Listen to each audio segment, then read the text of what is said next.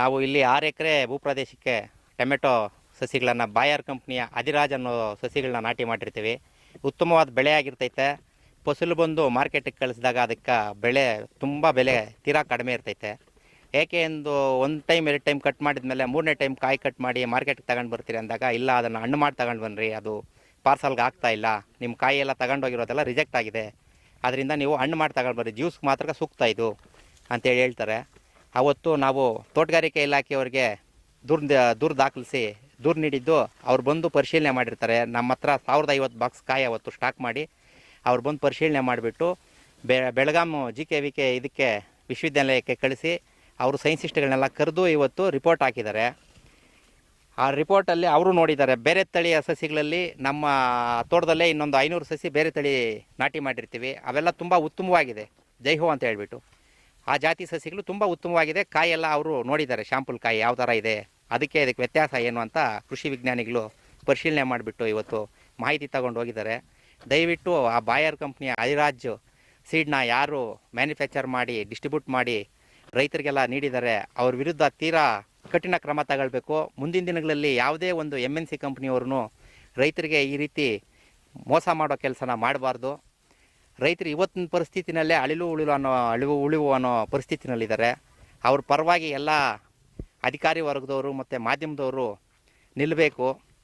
ಇವತ್ತು ನಾವು ಹೊರಗಡೆ ಬಂದು ನಾವು ಜೀವನ ಮಾಡಬೇಕಂದ್ರೆ ನಾವು ತಿನ್ನೋ ತರಕಾರಿ ಮತ್ತು ಇದು ಪೌಷ್ಟಿಕವಾಗಿರಬೇಕು ಅಂತ ಹೇಳ್ಬಿಟ್ಟು ಎಲ್ಲರೂ ಹೇಳ್ತಾರೆ. ಆದರೆ ನಾವು ಬೆಳೆಯೋ ರೈತರ ಬೆನ್ನೆಲುಬು ಅಂದರೆ ಬೆನ್ನೆಲುಬನ್ನೇ ಮುರಿಯೋ ಕೆಲಸನ ಈ MNC ಕಂಪ್ನಿಗಳು ಮಾಡ್ತಾ ಇದ್ದಾವೆ. ಅವ್ರ ವಿರುದ್ಧ ಸೂಕ್ತ ಕ್ರಮ ತಗೊಳ್ಬೇಕು. ಅವರು ಯಾವುದೇ ಒಂದು ಬೀಜ ಬಿಡುಗಡೆ ಮಾಡಬೇಕಾದ್ರೇನೂ ಅದು ಮೊದಲು ಎಕ್ಸ್ಪೆರಿಮೆಂಟ್ ಮಾಡಿ ಅದೆಲ್ಲ ತಳಿ ಸಕ್ಸಸ್ ಆದಮೇಲೆ ಅದಕ್ಕೆ ಅಪ್ರೂವಲ್ ಕೊಡಬೇಕು ಗೌರ್ಮೆಂಟ್ ಸರ್ಕಾರದಿಂದ. ಆದರೆ ಇದು ಯಾವುದು ಕ್ರಮ ನಡೀತಿಲ್ಲ ಅಂದ್ಕೊಳ್ತೀವಿ. ಅದಕ್ಕೆ ಇವರು ಯಾವುದೋ ಒಂದು ಬೀಜನ ಕೊಟ್ಟು ರೈತರ ಮೇಲೆ ಎಕ್ಸ್ಪೆರಿಮೆಂಟ್ ಮಾಡಿ ಅವರು ದುಡ್ಡು ಮಾಡ್ಕೊಳ್ತಾ ಇದ್ದಾರೆ. ರೈತರು ಇಲ್ಲಿ ಸುಮಾರು ಲಕ್ಷಾಂತರ ರೂಪಾಯಿ ಲಾಸ್ ಮಾಡಿಕೊಂಡು ಹಾಳಾಗಿ ವಿಷ ಸೇವನೆ ಮಾಡಿ ಪ್ರಾಣಗಳನ್ನು ಕಳ್ಕೊಳ್ತಾ ಇದ್ದಾರೆ. ಯಾವೊಬ್ಬ ರೈತರನ್ನು ಅವ್ರ ವಿರುದ್ಧ ಧ್ವನಿ ಎತ್ತೋದಕ್ಕೆ ಆಗ್ತಿಲ್ಲ ಇವತ್ತಿನ ದಿವಸಗಳಲ್ಲಿ. ಈ ರೀತಿ ಪರಿಸ್ಥಿತಿ ಆಗಿರೋದ್ರಿಂದ ಎಲ್ಲ ಅಧಿಕಾರಿಗಳು ಇವತ್ತು ರಿಪೋರ್ಟ್ ಏನು ಮಾಡಿದಿರಿ ಅದನ್ನು ಸೂಕ್ತವಾಗಿ ರೆಡಿ ಮಾಡಿ ಅವ್ರ ವಿರುದ್ಧ ಸೂಕ್ತ ಕ್ರಮ ತಗೊಳ್ಳೋಕ್ಕೆ ಜರುಗಿಸಿ ಅವ್ರಿಗೆ ಇಡೀ ರಾಜ್ಯಾಂತ ಅಲ್ಲ ದೇಶಾದ್ಯಂತ ಸೂಕ್ತ ಕ್ರಮ ತಗೊಳ್ಬೇಕು ಆ MNC ಕಂಪ್ನಿಗಳ ಬಗ್ಗೆ. ಇಷ್ಟು ಹೇಳಕ್ಕೆ ನಾವು ಇಷ್ಟಪಡ್ತೀವಿ. ನಮಗೆ ತುಂಬ ಲಾಸ್ ಆಗಿದೆ ಇದರಿಂದ. ನಮ್ಮ ಥರನೇ ಸುಮಾರು ರೈತರು ಈ